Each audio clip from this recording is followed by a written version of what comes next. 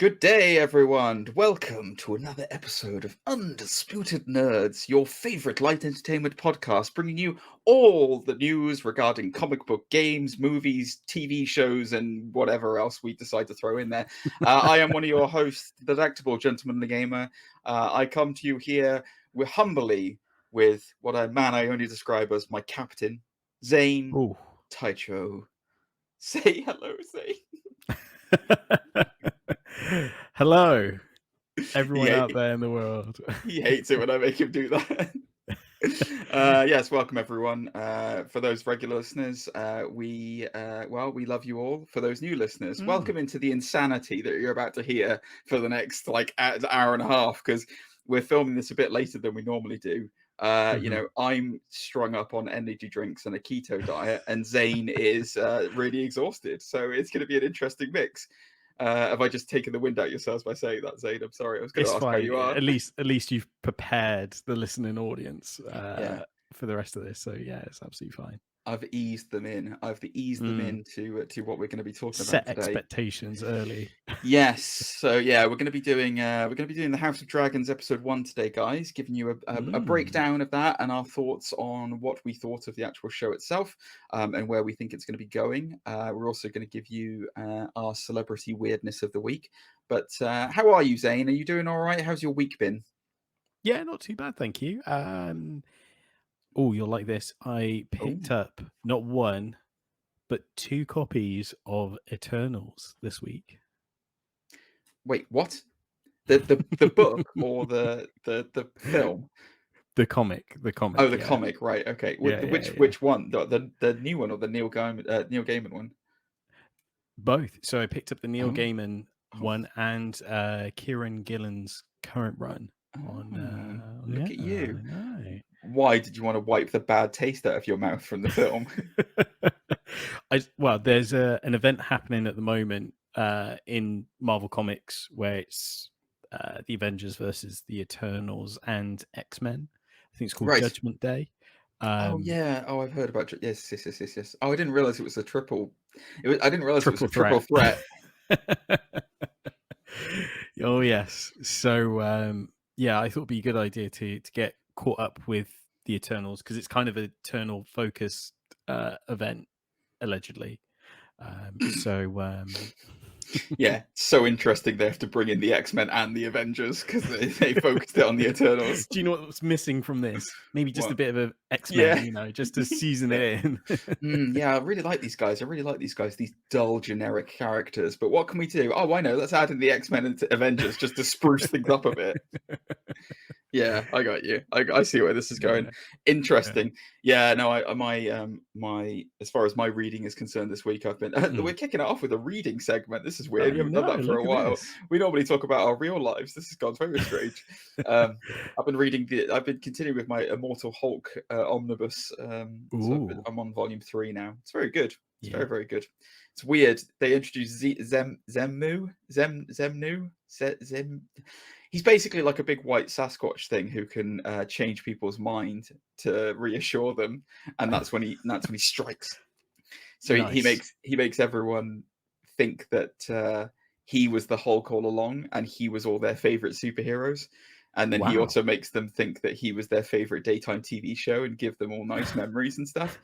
And then he converts people into these horrible, weird mechanized monstrosity things. So, it's good. Wild. It's interesting. They're really playing off of they're playing a lot off of the Hulk multiple personalities and Robert Banner, who's inside him, who's like the guy who wants to destroy the world, basically, and Bruce is the nice guy, and then they've got Joe Fixit in there, and regular Hulk, who's like a childlike personality, and then they've just revealed that the World War Hulk is still inside him and wants to, and is probably going to become the dominant personality again. It's really good. It's really, really good. Wow. So yeah, I'm liking Immortal Hulk, and I just watched She-Hulk as well, episode 2. So we'll talk about that when we do a full series review. But interesting. It was very interesting. That's the hook for the future, guys. That's the hook for the future. But yeah, other than that, finished Guardians of the Galaxy video game. Yeah. The video game. Oh man, that was good. Oh, it was good. Oh, it was good. Yes, I don't want to spoil anything for the ending, but well worth playing. If you're looking for a great superhero narrative that isn't Spider-Man, play Guardians of the Galaxy. It's fantastic. Ooh. So yeah, it's been an interesting week besides work and dying of sweat. I You're think this welcome, is everyone. I want to say this is the first time in a long time that I've been like keeping track of gaming news, because there was like Gamescom Yeah, in man. Germany, and I was like, oh, put this on in the background. So yeah, I have to say, Gotham Knights is making me want to drop money on it. yeah. Well, bearing in mind I'm a Games Pass boy, so I just get all the games. As that, like, I just noticed the game Death Stranding's come out on Games Pass now as well, which obviously has been out for ages, but it's no longer PlayStation exclusive. And I was just like, oh, I might have to play that. But yeah, I may have to drop 50 quid on Gotham Knights because you know I'm an Arkham boy, and I know it's not by Rocksteady, it's by the people who made Arkham Origins, but I still really enjoyed Arkham Origins, and it's Batman, you know. It's like, oh, it's Exactly, Nightwing. yeah, It's yeah. Nightwing. I love Nightwing and Red Hood, you know. So Support your favorite characters. Oh, that's the other thing I've been doing. I've been trying to rewatch season 3 of Titans and get through it. Yeah. How are you faring? All right. Yeah. I'm about halfway through, which is I'm about up to where I was when I left it last time. So Okay. Full spoilers for season 3 of Titans, guys. So if you don't want to hear anything about season 3 of Titans, stop listening now. Hawks just died in it, so he just got blew up. And then Jonathan Crane has obviously like been revealed. I just had the episode where it looks back at how Red Hood became Red Hood, right? Like, you know, the flashback episode kind of thing. Yeah. Yeah. I mean, yeah. Doing the Lazarus Pit, fair enough. That makes a lot of sense. But like, it's just not as. It's just there's just something missing. There is something missing. But there we go. Yeah. Anyway, well, that's good. I'm glad you're doing well, my friend. I hear a little birdie has told me, and I don't want to spoil anything. And you know, please tell me to shut up about it or edit it out when we actually get to it. But I believe that you're traveling to a certain American city in the future, aren't you? I am, yes, indeed. I guess, yeah, why not mention it? So I will be attending New York Comic Con this October, but it comes at a heavy cost of not meeting. I know what he's going to say, sorry. A personal hero of mine, which is Stanley Tucci. Yeah, you said his name right as well this time. That was good. Yeah. The pressure of saying it on a I podcast. know. I was just thinking, I didn't even bring him up. I was just saying. I was just trying to let people know that you'll be in New York Comic Con. That was all. I'll be at New York Comic Con. It's an exciting time. I love that you're like slightly disappointed to go to New York Comic Con because you might miss Stanley Tucci in our hometown, and it's like, dude, the hell, man! Like seriously, you're going to one of the biggest, like, amazing events in the entire world for nerds, and you're slightly disappointed that you might miss Tucci. I'll tell you what, we'll swap. I'll take your flights and I'll go to New York Comic Con, no problem.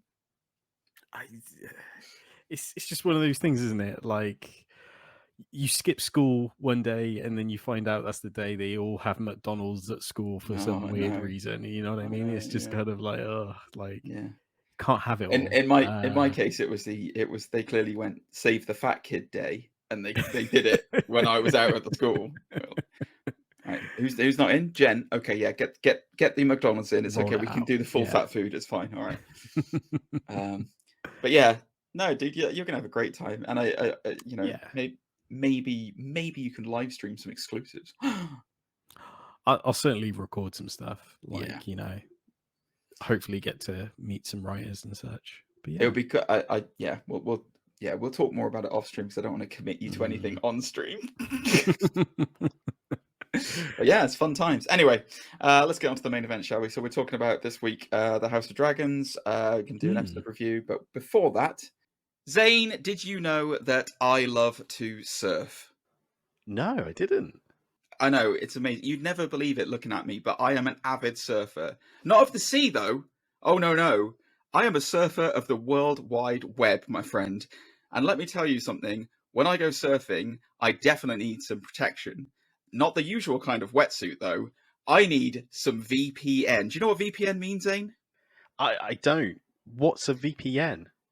Well, it would be a virtual private network. And let me tell you, we here at Undisputed Nerds are being sponsored this week. And a big thank you to the episode sponsor, Surfshark VPN. You can get Surfshark VPN 83% off and free months free, Zane, if you go to surfshark.deals/Undisputed Nerds and enter in the promo code Undisputed Nerds. Surfshark VPN lets you trick your device into thinking it's in another country, which opens up a whole world of content library, Zane. So think about it this way. If you're in the UK, you can watch US Netflix, which has a far bigger selection of movies. You can get all of your Batfleck content that I know you love, Zane. I know you're looking for. If you're outside of the UK as well, you can watch amazing apps like BBC iPlayer. And if you're in the US, you can finally get access back to the old WWE Network with its far superior functionality. We've been using, me and Zane have been using Surfshark here at Undisputed Nerds for a while. It is our official VPN, and it doesn't just let us gain access to all the comic book movies, but it also secures our networks by encrypting internet traffic, keeping our location and download history private, thankfully, so that people can't see me purchasing wetsuits. My favorite feature on the Surfshark, it knows when my phone leaves a trusted connection, like my home or work internet, and it immediately turns on to prevent interference. It's like having, I don't know, Batfleck's Justice League for your phone, Zane. I know exactly what you mean. And I know you've got a lot of Batfleck on your phone right now. So sign up to Surfshark today by using our link in the video description below, surfshark.deals/Undisputed Nerds, where you'll get, again, 83% off and your first 3 months free if you use the code Undisputed Nerds. We really appreciate if you just at least check them out, as they're a great company and we love working with them. Support Undisputed Nerds and support your internet privacy with Surfshark. Now, for those of our regular listeners, you will know that I've been doing What's All the Rage with Nicolas Cage for a long time now. Ran out of Nicolas Cage news. Last week we had a reprieve because, it was beautiful. And what's his name? Resurgence. Yeah, what's his name? I wanted to say Joel Schumacher. It's not Joel Schumacher. What the hell is Jerry Bruckheimer? That's it. Jerry Bruckheimer revealed. Yeah, sorry, I don't know where that came from. Jerry Bruckheimer revealed that they're doing the script for again. And I'm in my head, I'm thinking Uncharted 3, but it's not Uncharted. It's National Treasure. Right. Yes. I'll start again. Normally I do Nick Cage news. We're not doing Nick Cage news this week because there's no news for him. So we're doing weird celebrity news. So this week, I thought I'd cover something that has been that was raised to me by a friend of the show. So thank you very much to the person who raised it to me and suggested I talk about it. And it's quite extraordinary. So Zane, are you a fan of the famous Shakespearean actor and gentleman Patrick Stewart? Absolutely. Yeah, well, Patrick Stewart's done a lot in his career. Obviously, he's well known for being a Shakespearean thesp. He's also quite well known for being Jean-Luc Picard and Professor Xavier, but obviously that's not his most popular things, No. Of course not. So anyway, did you know that he's also a country and western star? No, not at all. What? You didn't know this? No. You didn't know this? Oh, that's interesting. Well, I'm gonna just read this out to you because this was an article brought forth by Rolling Stone magazine.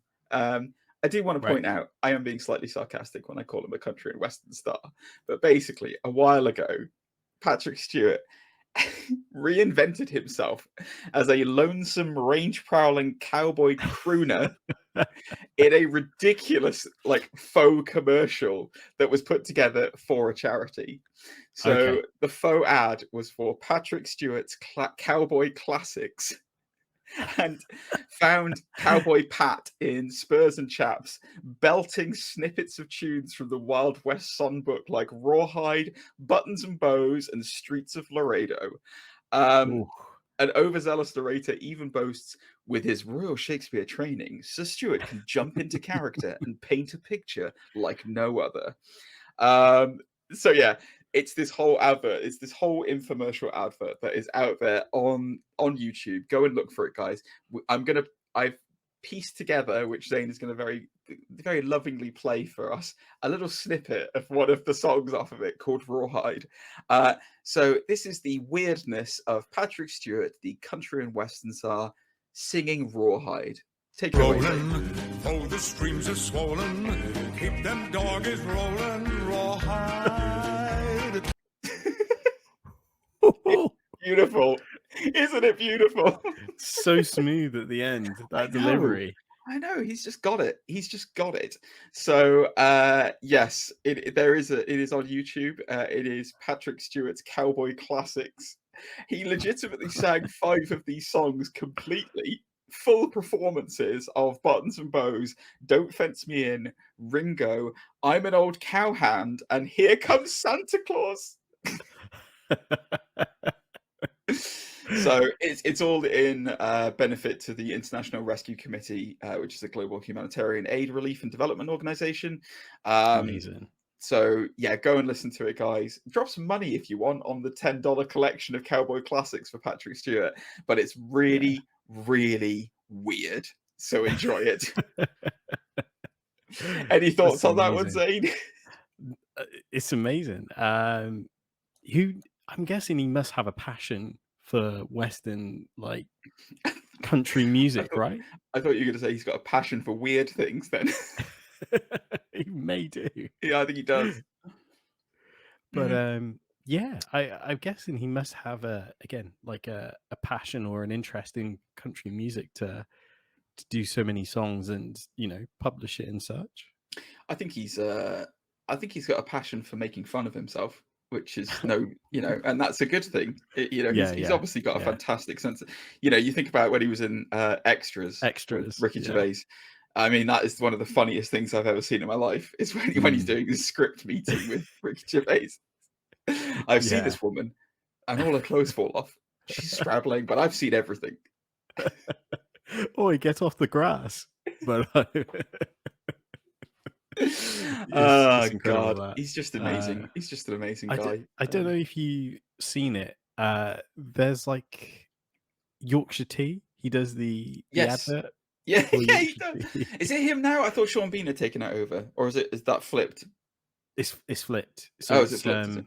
Yeah. So he it's quite funny because it's like a woman called Tina. It's her last day in the office, and he's like, Tina. Oh yes, I have seen that advert. Yes, yeah. Like, we all go to the pub at the end. Isn't it weird though to think that he's a Yorkshire boy? Because like that accent he's from Yorkshire originally, but like his accent, he has completely lost that Yorkshire accent. Yeah, like it's gone. Because like there's when you think of famous Yorkshire people, obviously Sean Bean from up north, but I'm not sure if actually Sean Bean's from Yorkshire or if I don't know if he is from Yorkshire. I don't think he is, but I think he just did the advert for Yorkshire Tea. But then you think of like people like Jeremy Clarkson, I think is from Yorkshire, and I think Michael Parkinson, the famous interviewer, is from Yorkshire as well. Yes, but you wouldn't think based on Patrick Stewart's accent. No, because he speaks like perfect Queen's English as well. Yes, darling. Shakespearean actor. Forsooth, I know not why. Yes, exactly. Yeah. No, I've been watching a lot of Star Trek conventions recently, where he's like with where he's with Jonathan Frakes and the whole cast and everything like that. Okay. The thing that he has going on with Brent Spiner is the funniest. Like, it's one of the funniest things I've ever seen. So like basically there was like a couple of years where they would appear at Comic-Cons. Like apart from each other, so it'd be like Brent Spiner on stage with weird lady from Buffy and all this other kind of stuff, and then Patrick Stewart would appear in the audience at the back of the room and ask him like a really personal question from Star Trek. Wow. Where he'd just be like, do you still get nervous when you recite your lines in front of a cat? And then they'd swap, and the next time Patrick Stewart was on stage, Brent Spiner would appear and ask him a question in Patrick Stewart's voice. Incredible. It's so good. Absolutely amazing. It's so good. But anyway, there you go. I love Patrick Stewart. He's incredible. Him and McKellen, the same person. Right. Well, shall we move forward then, Zane? Otherwise, we're going to be here until 2 a.m. You're talking about Patrick Stewart. Yeah, talking about Patrick Stewart. Well, the House of Dragons has arrived. So, how many years is it now since Game of Thrones ended? 4 years? Is it 4 or 5 really? years? Yeah, I think so. It was pre-pandemic, wasn't it? I suppose so. Yeah, and it still hurts. Yeah, not the ending I think everyone was hoping for with with Game of Thrones. Especially, it seems George R.R. Martin, who has been going around a lot in the press junkets recently, disowning the ending and saying that he was essentially frozen out. So yes, so the House of Dragons. This is a prequel to Game of Thrones. Takes place roughly 175 years before the death of the Mad King Aerys and the overthrowing of the throne by Robert Baratheon. So this one focuses. It's basically the whole gist of this show is based around the what? Gist. Why is that dirty? I didn't say it was. It was the way you looked at me. You're like, gist. You disgusting boy. You disgusting boy. Yeah, I completely lost my track there. Oh God! How about a little music? Boom, boom, boom, boom, boom. Well, boom, interestingly, boom. we didn't get any. Yeah, we didn't get any music at the beginning, did we? There was no. It was just straight into it. It was just like immediately boom, right into. It gave us a little blurb describing like when it was set, but it's and the fact that it's the height of the Targaryen Empire, and this is like 100. Is it a century into Targaryen rule? I think it is, and like this is the peak of their rule over the Seven Kingdoms, or I think it's the Six Kingdoms at the moment, because I don't think Dawn has bowed the knees. No. But yeah, it's the Six Kingdoms that they rule over at the moment, from King's Landing in Westeros. The series focuses on King Viserys I, played by Paddy Constantine, who is amazing and has been in a lot of things. I know him probably most famously from the Cornetto trilogy, the Simon Pegg Cornetto one trilogy. of the Andes. He's one of the Andes. He's also like the main lead in The World's End as well. Oh yeah. He's the one who has gets away with Rosamund Pike, he's great. Like he's been in so many good that like he's a very, even though I know him from like comedies like that, he's a very serious actor. He's been in a lot of like really really hard topical like drama series, on a breadth of different subjects. I was just going to say one of my favorite performances is a little film called Dead Man's Shoes. Yep. Yeah. It's probably the first role I saw him in, to be fair. But incredible actor. Yeah, he's awesome. So the series is basically focusing around him and his role. He was widely renowned in like Targaryen legacy as being one of the kindest rulers during the entire reign of the Targaryen Empire. It's about him and his difficulty getting an heir.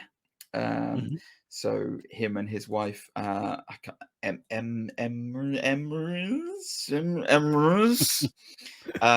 they've had a lot of problems with children. They have one child, Rhaenyra, who will become much more vocal over the series, I am pretty sure. It's about her.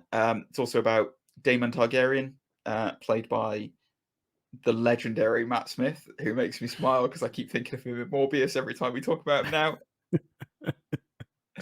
Damon Targaryen, who is the brother of Viserys, and technically next in line to the throne because he's the only other male in the Targaryen dynasty. Who else do we have in there, Zane? We've got Otto Hightower, who's Rhys Evans.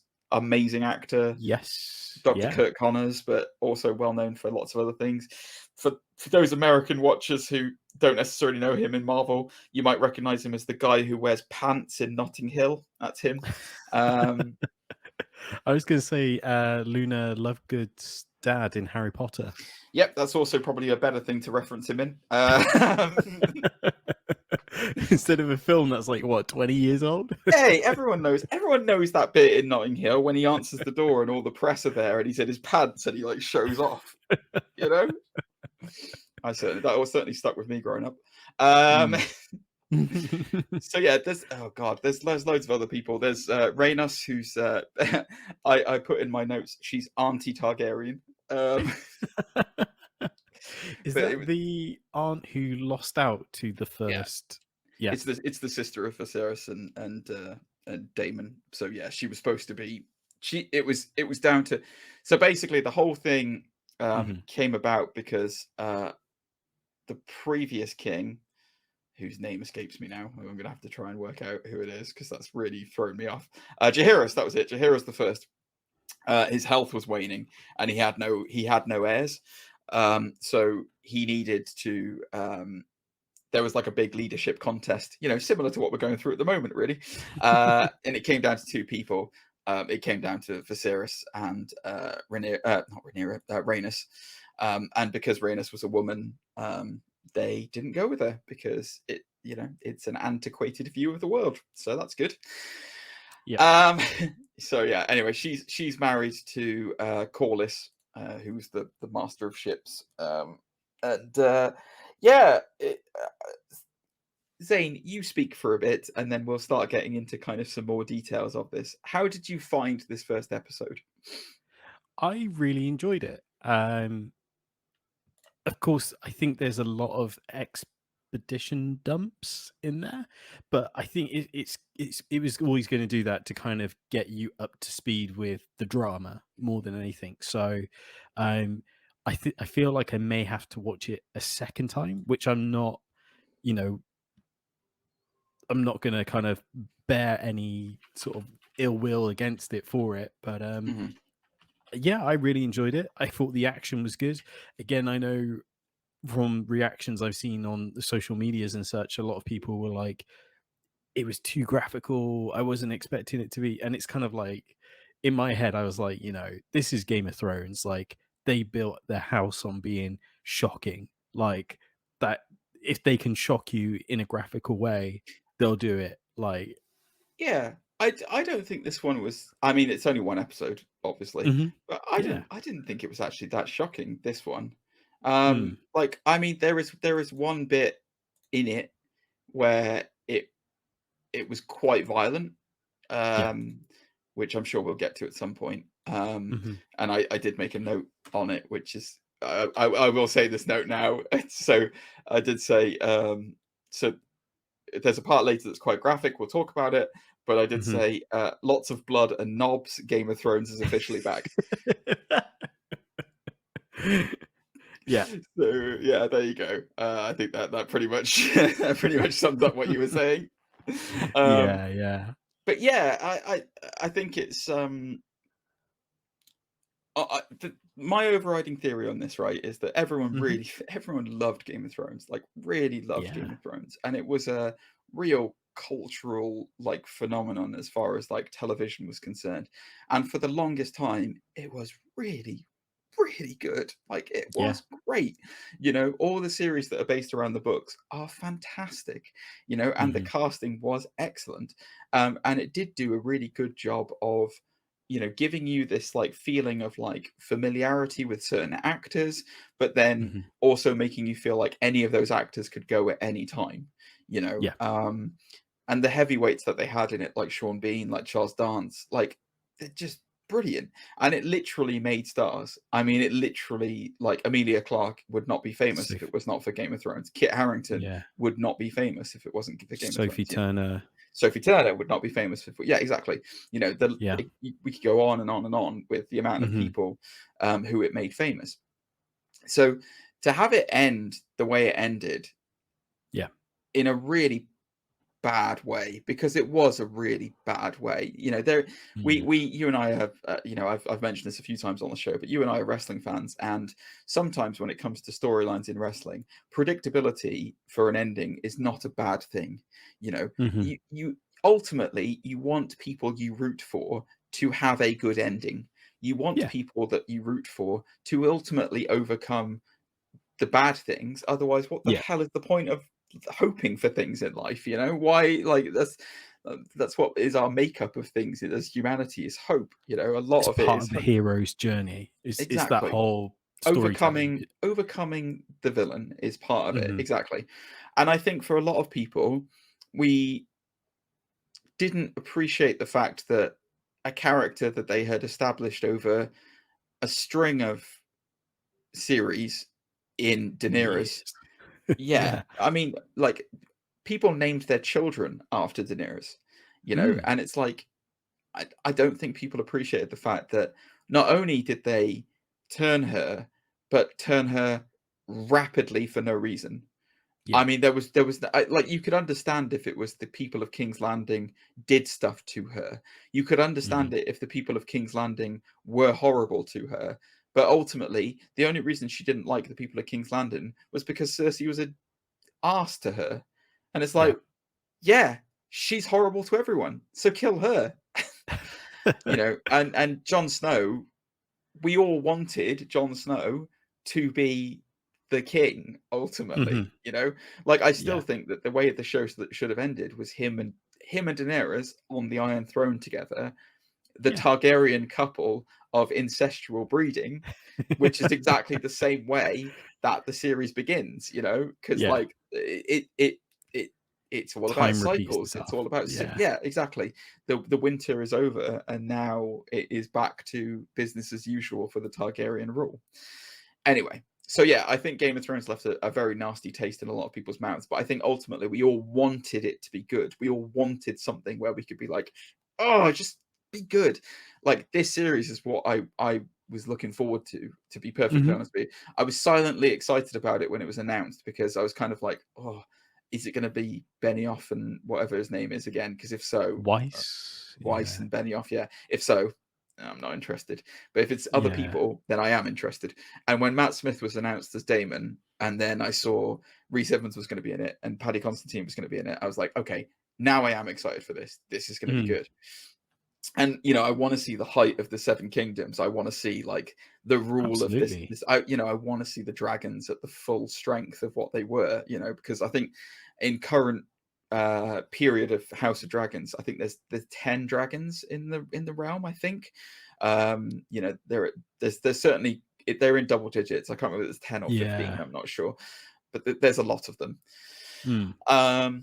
So yeah, should we? I mean, do you want to start going through the episode, or what would you like to do? Because I know you've got your funky new little pointer thing for what we talk about. Yeah. So I thought, just to spice things up, because I'm not too au fait with the lore or when it comes to Game of Thrones or the Song of Fire and Ice.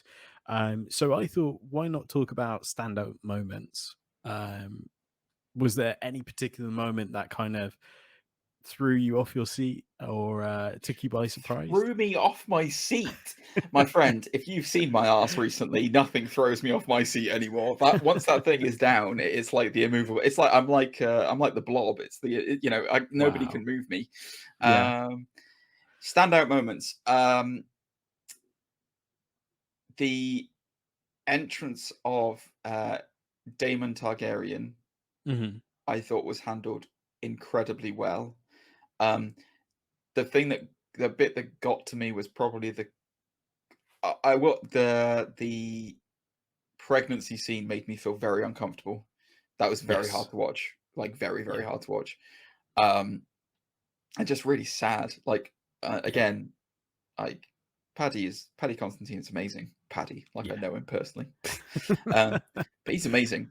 But like the scenes between him and Matt Smith, both in the throne room, both in the council chambers, but in the throne room at the end, I thought were exceptional. Like they work incredibly well off each other, and I'm genuinely excited to see where that goes. So that was a standout bit for me. the initial shot of King's Landing with the dragon Serax, I think it is, flying over it with Rhaenyra on the back of it. That was awesome. It was nice to see a dragon flying over King's Landing, not burning it to the ground. That was nice. But yeah, what about you? What were your standout moments?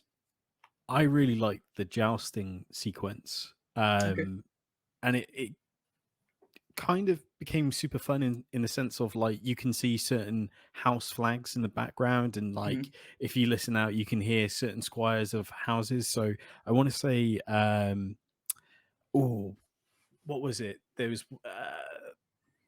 the Tullys. The Tully house was mentioned, and I think there was a few banners for some of the other sort of smaller houses. Even the Baratheons, I think their stag flag was there. So it's the first jouster asked for Rhaenys's the queen who never was. That's the moniker that she has. That was Baratheon. That was the descendant of Robert Baratheon. That was House Baratheon. So the by the way, the little mention of the queen who never was in the books, it's slightly, because obviously this is all based off a book. In the books, it's slightly different. So there's a court jester who's like a kind of like a dwarf court jester, and he's the one who dubs her the queen who never was, and it really annoys her. Like it really irritates her. Wow. But yeah, I think that's more of a statement in terms of kind of housing. Like the Baratheons believe that she should have been queen. But yeah, the Starks are also involved. Starks of Winterfell are also mentioned in that.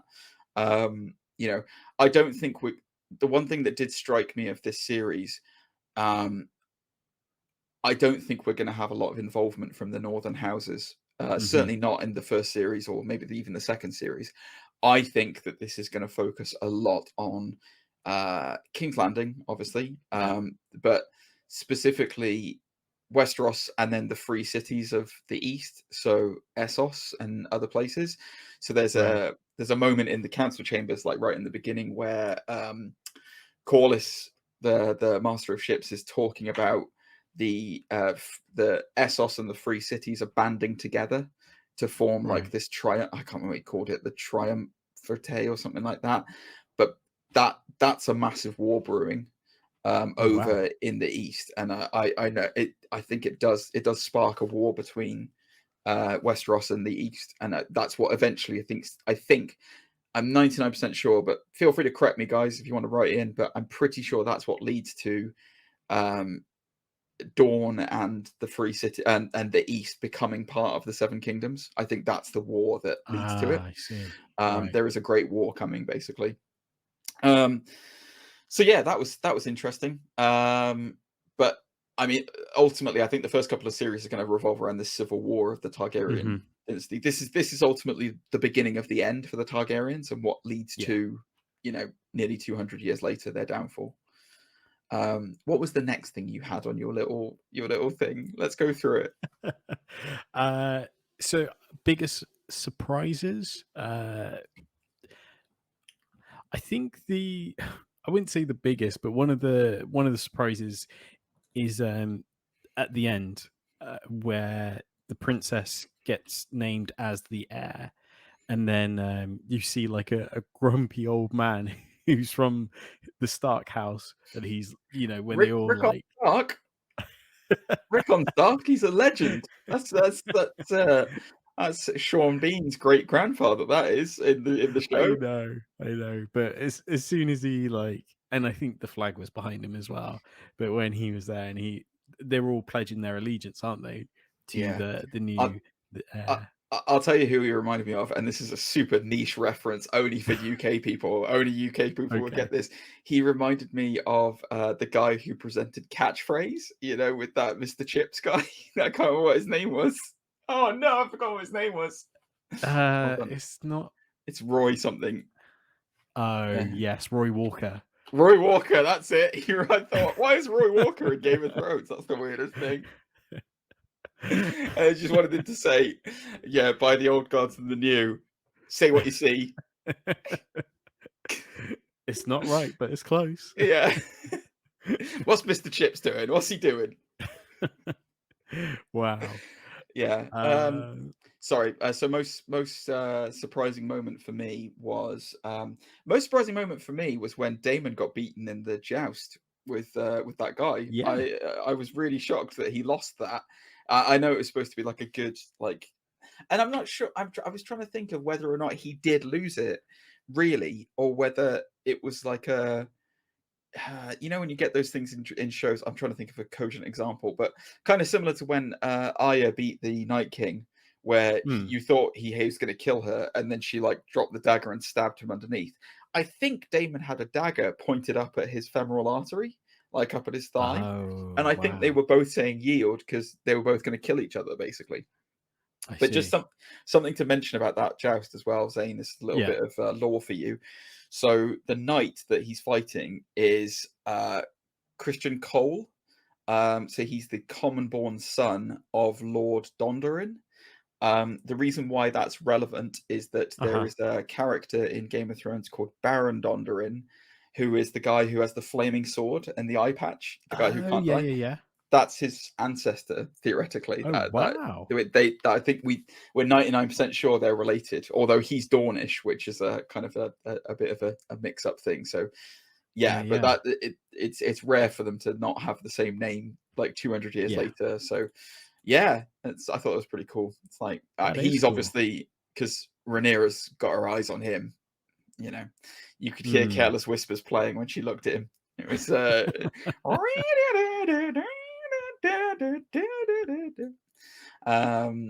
anyway, sorry. So yes, yeah, that was good. But yeah, I think that was probably my most surprising moment, was that the fact that he didn't, you know, Damon is a creature of war, and you know he lost that fight. Or seemingly lost that fight.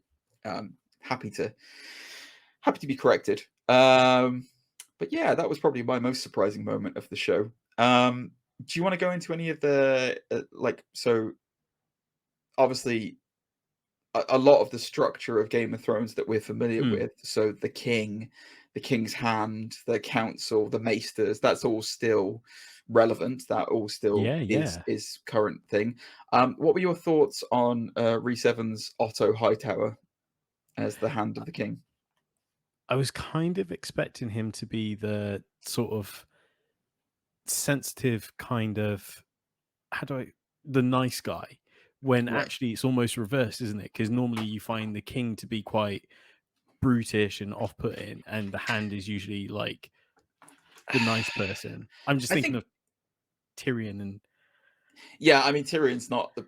I would say Tyrion is a rare example of a nice hand. I think the hand protects the king's interest at all costs. You know, I think I don't necessarily agree with that the kings are always. I mean, there's a difference between. So Viserys is obviously a very nice ruler. Some would describe him as a weak king, whereas his predecessors before him, like Maegor Targaryen, who's mentioned in the by the council, when actually mentioned by Otto Hightower, he was a nightmare. Like he was the meanest, nastiest king who would just be. He was just cruel. Was a nightmare to his people, and was just all around the worst king that they've had. You know, so there's always flip sides to it, and then you've got obviously the Mad King eras in the future, you know, who just wants to burn everyone. But then the question is, was he actually wanting to burn everyone, or was it the secret of winter that he was, you know? There's those questions. Otto, for me, he came across very.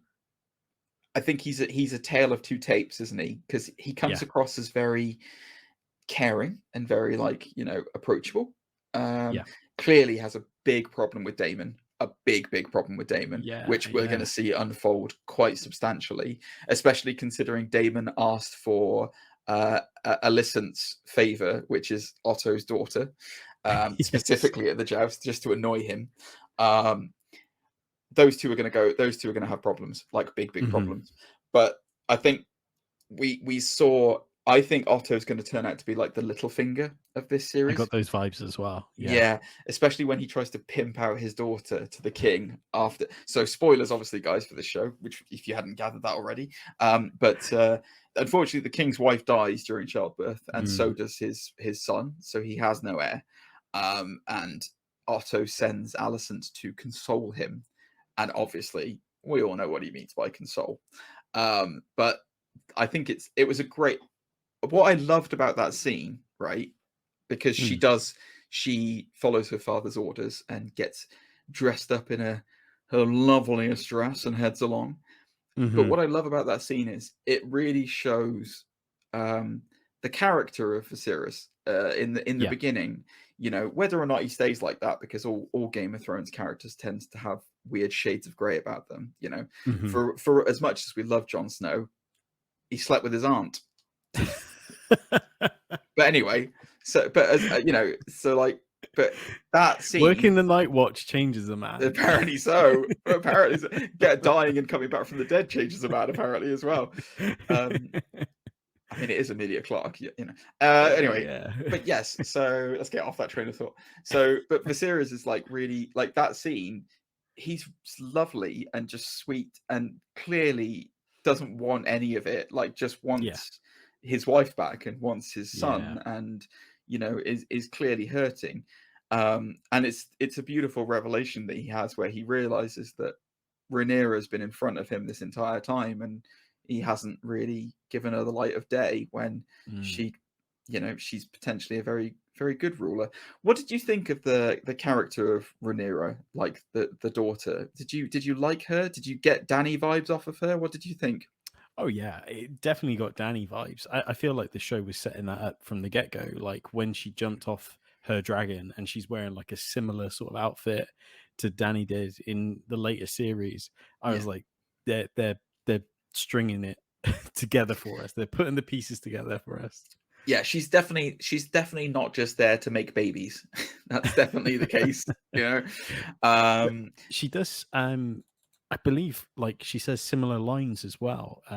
So she replicates something that Anya said in the first season about how she doesn't want, because I think Sean Bean says, one day you'll marry a nice man and you'll have loads of babies. And she was like, no, I want to be a fighter. I'm sorry. Can we just get that accent again? What was that? Loads of babies. Loads of babies. Loads of babies. Absolutely loads of them. Yes. No, I know what you mean. Yeah, she doesn't want to be. Yeah, her mother says something about like you're made for breeding kind of thing. You know, that's our greatest duty to the crown, which obviously is not true. Some things I did. So the High Towers. The reason why it's interesting about just popping back to Alicent and Otto for a second. Yeah, there's no mention of the High Towers that I can think of in Game of Thrones. I can't think of the Hightower family in Game of Thrones at all. I mean, whenever I say Hightower, I think of Hightower from Police Academy, the really big 6'10" guy who's in Police Academy. That's the first thing that comes to my head, which is really distracting. But yeah, there's no mention of them, so I assume they get wiped out. I can't remember from the books what happens to them, but I assume their line ends. Remind me, are the High Towers the one with the seahorse symbol? Maybe. I'm not sure what their crest is. I'm not 100% sure. Regardless, I can't think of them anyway. There's a couple of things to kind of say. That so Damon is the commander of the City Watch. So he has been assigned that role by the king because he basically has not messed up, but is too aggressive for every other role that he's put him in before it. So he is the first commander of the City Watch. There's not been another City Watch before him. And he's the one who gives them the gold cloaks, so which they still wear in Game of Thrones, like 200 plus years later. I did want to say there's an interesting little kind of there's a scene between Rhaenyra and Damon where now I hesitate to say this because I could be reading into too much based on the Targaryen dynasty and line, but it seemed very flirty between the two of them. Like almost to the point where he's trying to court her and like get with her. You know what I mean? I know what you mean. I got those vibes, and I think what reinforces it is when he is with his lady friend, and she says, "I could get a girl with silver hair if you'd Yes. like." Yeah. Yeah. So Almost like he's requested it before. exactly. Yeah, he's married to. I mean, Damon's married to the woman of the veil. I can't remember what her name is now, but the veil. For those of you who are not sure where the veil is, it's the thing that we've seen in Game of Thrones with the moon door.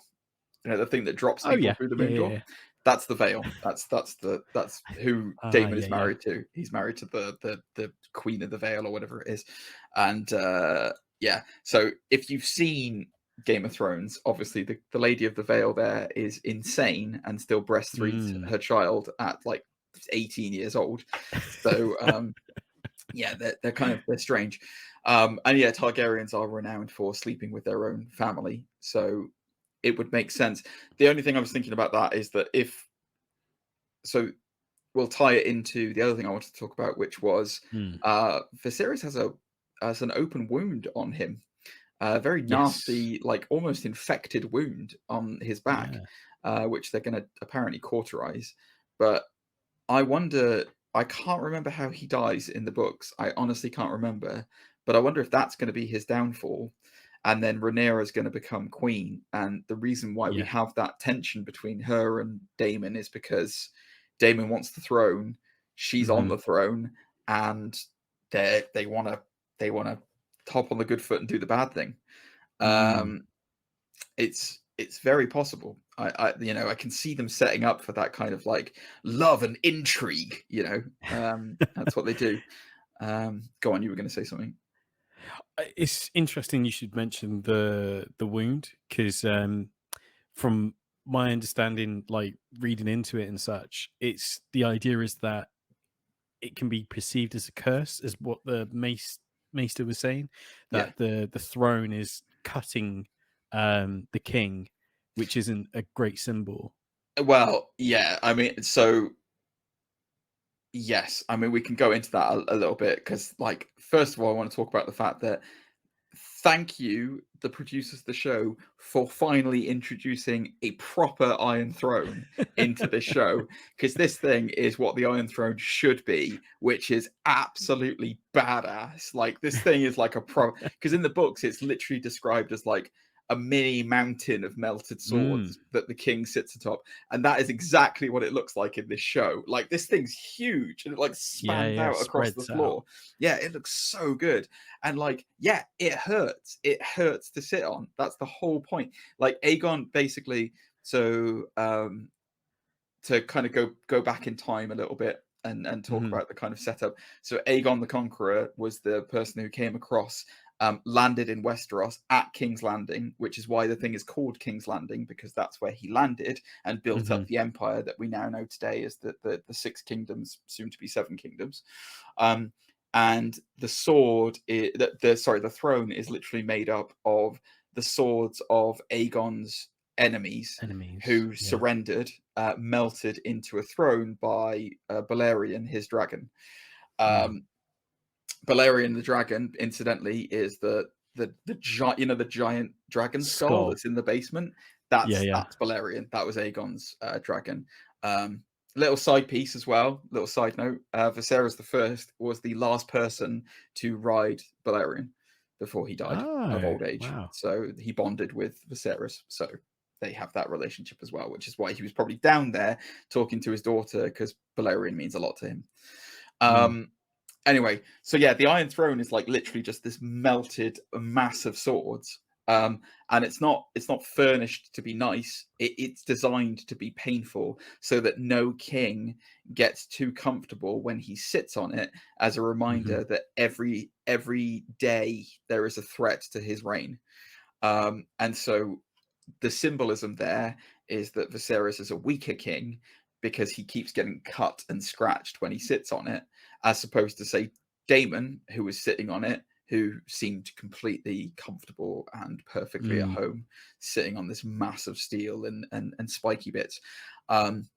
It's fascinating, and it looked amazing. That throne looks so much better and more imposing now in this series than it ever did in Game of Thrones. I'm sorry, right? Like, I appreciate the fact that it looked kind of cool when you first saw it, but I swear to God, take original Game of Thrones throne and then look at this throne, and it's just like, man, that is the stuff right there. That is so cool.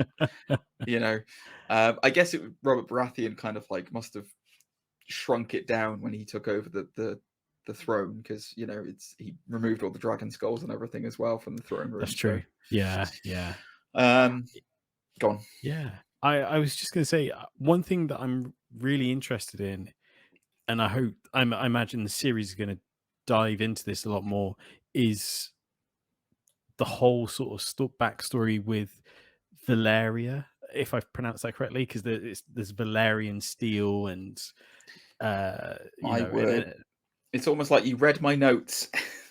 I was going to talk about that next. Yeah. So yeah, I'm interested to find out more about it, because I know there's some sort of catastrophe that happened which made them leave due to dreams or something.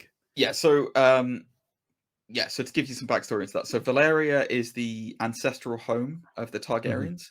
It's where they come from originally, over in Essos, so in the east. It was destroyed, give or take, 100 plus years ago.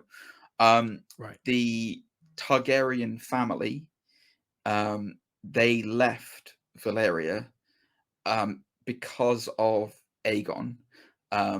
Aegon had a dream 100, and this is what Paddy Constantine's Viserys talks about very briefly with Rhaenyra. He had a dream 100 years ago, basically about Valeria's doom, and a great catastrophe was about to befall the city, which would destroy it. He called it the song. He called his dream, and then he had a dream about the winter as well. So the eventual rise of the White Walkers and all that other jazz that came to pass. He called that dream A Song of Ice and Fire, which is the whole narrative title of Game of Thrones. So that's what sparked his invasion of Westeros, was the end of Valeria. So that's why the Targaryens moved to Westeros, because of that dream, which then came to pass. Not much is known, as far as I'm aware, of the destruction of Valeria. Some people believe it was because of dragons, that dragons destroyed everything. Other people believe it was a meteor strike or something like that destroyed it. I've heard meteor, I've heard volcano, earthquake, some sort of natural catastrophe. There's a lot of mixed discussions as to what caused the doom of it. I don't know off the top of my head, so feel free to write in, guys, if you know what it was. But yeah, so that's where. But Valeria is where things like Valerian steel come from, which is still talked about in Game of Thrones. It's one of the few things that can kill White Walkers. So Valerian steel is incredibly strong. The secrets for making it were lost with Valeria, so you can't make it anymore. Damon's sword, the Dark Sister, is Valerian steel. There's been loads of Valerian steel, like Ned Stark's sword is made of Valerian steel. And it's interesting. I agree with you. They are speaking Valerian as well a lot in this. Like Damon and Rhaenyra talk almost exclusively in Valerian together. And it's one of the other things that was cool is when she says, so there is a funeral pyre scene with for her mother and her brother, and obviously they kind of the funeral pyre is set alight by dragonfire, and she says Dracarys, but she says it with like an accent, like a slight accent. Oh wow! If you look back at it, her compared to Daenerys, like the way Daenerys says it, she'll say it like us, Dracarys, but like the way that Rhaenyra says it with like this like Dracarys, it's like this weird kind of like Valerian accent on top of it, which makes sense because she's a lot more in touch with her culture than Daenerys is. So yeah, I agree with you. I really hope we get some Valeria stuff in this. I don't think we'll get any kind of flashbacks or anything like that, but I certainly think we'll get mentions of it and maybe more ideas of what happened.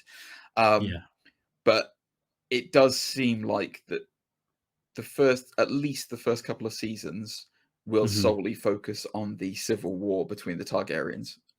Yeah. Because at the end of the episode, obviously, Damon is banished by Viserys for basically being a jerk and toasting his dead nephew as heir for a day, which really annoys Viserys. And then Also, Rhaenyra, just on that subject, sorry, I like how they kept that open. Like you never see the full him say it fully, almost like if the hand was playing all of us. You know, he's fed us this information just to be like, so we have doubts about Damon, if you know what I mean. I think does he not say it? I think he does say it. He does say it. They cut between the conversations, so you never see the last part because the hand is the one who says it. Yeah. So yeah, it's almost a nice spin because it's almost like who is telling the truth and who's being played, like in terms of all this information. I mean that is core George R.R. Martin, isn't it? It's the politics games. He loves writing that stuff and loves talking about that kind of stuff. So yeah, it makes sense that it would be a kind of like weird machinations and plots in the background. But yeah, so the end of the episode is anyways Rhaenyra being named heir to the throne, and she is now heir to the kingdom. And Damon's probably not very happy about it. So, it's going to be a big old civil war coming in it. It's actually referenced in Game of Thrones as well. They talk about there was a Targaryen war. I can't remember who mentions it. I can't remember which it is, but I'll have to find out which episode it's in. But they basically talk about the Dance of the Dragons. It's the Targaryen civil war. So this is the thing that we're going to see, which eventually leads to the downfall of them. So I kind of like how the dragons are very distinct and have almost their own personalities. Like obviously it was going to get a lot more money thrown at it compared to the first season of Game of Thrones, but the dragons look really good in this. And like little touches where they talk about you smell like you've been riding dragons all day, and when I can't remember Valerians do the dragons as well. Syrax, you're talking about that. Syrax, I think, is the only dragon we've seen so far on the show. The golden kind of dragon. Damon's dragon. When he pets it, it breathes and his hair moves as it breathes, if you know what I mean. Yeah, what is Damon's dragon called? I can't remember. I want to say it's like longworm or something because of its like neck. No, I don't think it's longworm. Or maybe that's the type of dragon it is. Keep talking. But I think they've done a real nice, because again, mentioning that funeral scene, the dragon slowly approaches to then breathe fire. It doesn't do it straight away, like almost like, oh, I'm not sure about this. Do you know what I mean? Like when you call a pet to do something and it's like, really? Yeah. Do you want spoilers for the show? No. Okay. I won't tell you what I just read about Damon then.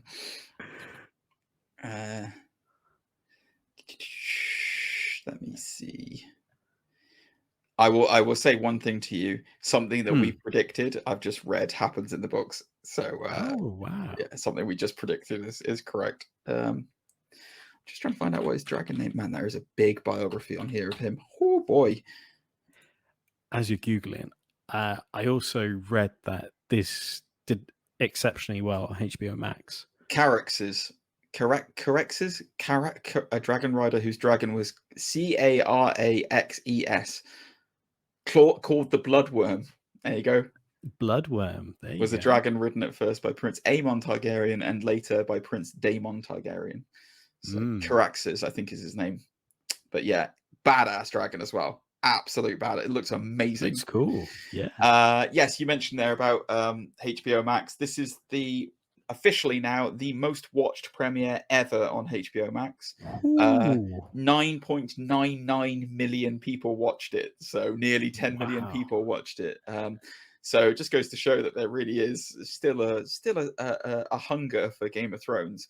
And off the back of that as well, they commissioned a second season immediately. Wow! So there is going to be a second season. That's incredible. Yeah. So that is.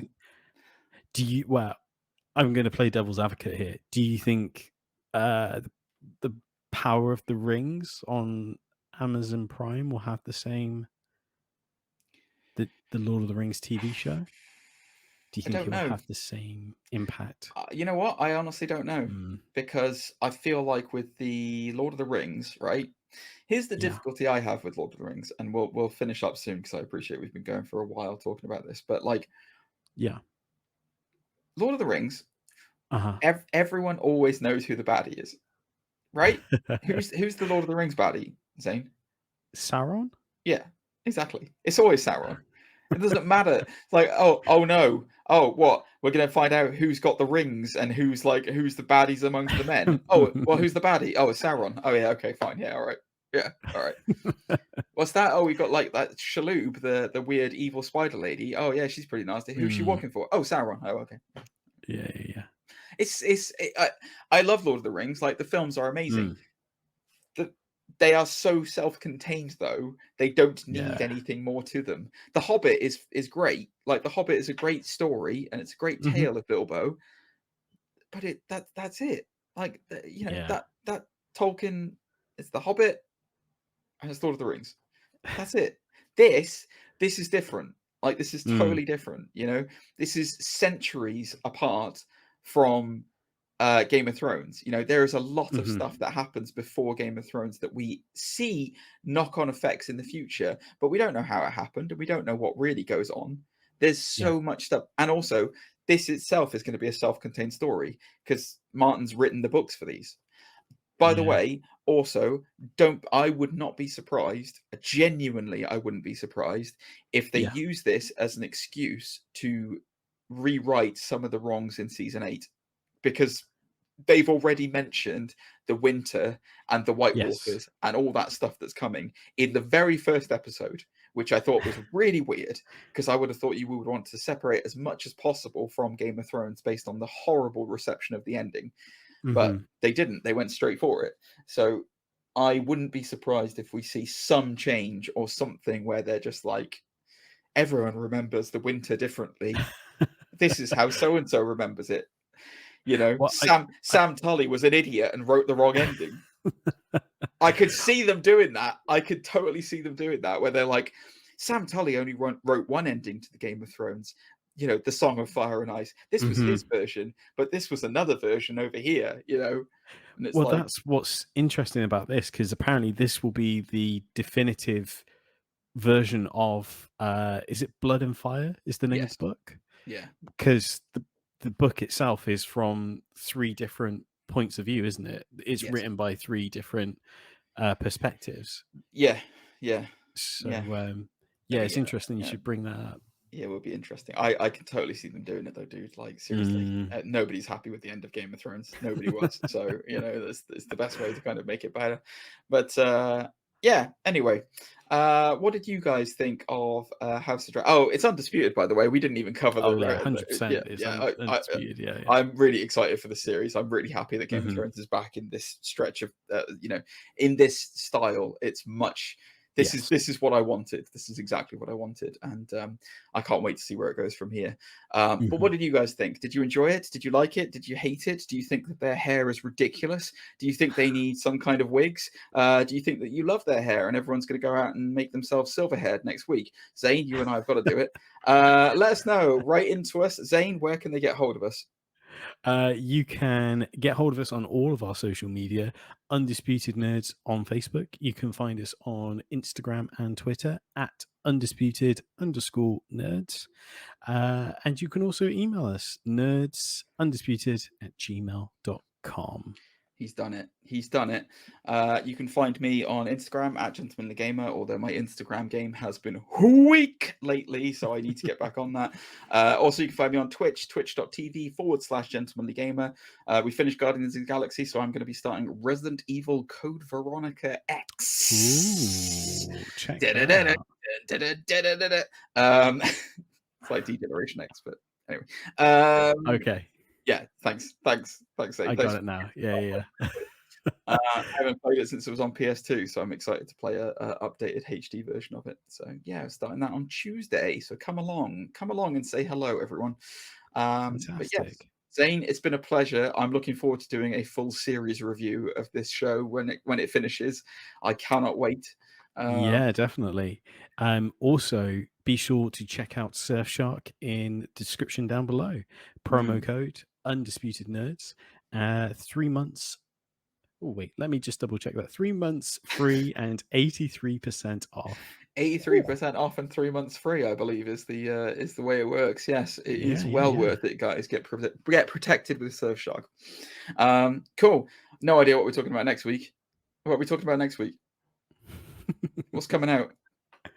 What is about next week? We didn't do a Sandman review, did we? We didn't do a series review of Sandman. We did episode 1. We definitely did. We did episode 1. We didn't do a full. I don't know. We'll think of something. We'll think of something, guys. Just watch this space. Keep an eye on our Facebook and Grams, and we'll keep you updated. But until then, we will see you next week. Stay safe out there, guys. See you soon. Bye-bye.